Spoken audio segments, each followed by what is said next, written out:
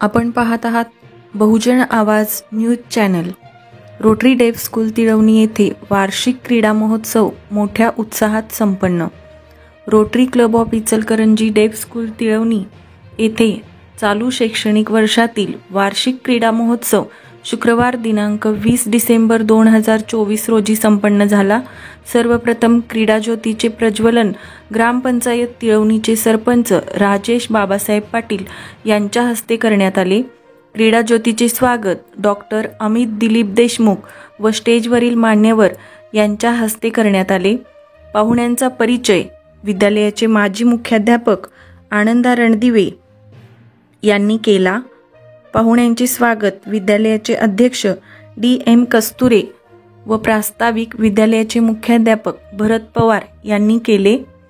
यानंतर क्रीडा स्पर्धेसाठी शपथ घेण्यात आली।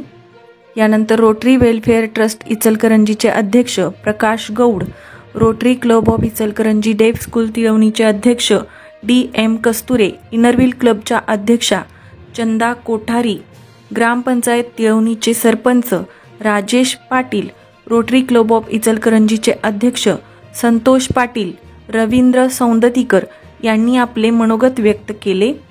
कार्यक्रमाचे प्रमुख अतिथी डॉक्टर अमित देशमुख यांनी आपले मनोगत व्यक्त केले व सर्व विद्यार्थ्यांना स्पर्धेसाठी शुभेच्छा दिल्या। यानंतर उपस्थित सर्व मान्यवरांच्या हस्ते लहान गटातील 50 मीटर धावणे, मध्यम गटातील लिंबू चमचा स्पर्धांचे उद्घाटन करण्यात आले। सदर कार्यक्रमाचे सूत्रसंचालन रुपाली सलगर यांनी केले व साईन अमृता पाटील तर आभार अभिनंदन देशमुख यांनी मानले।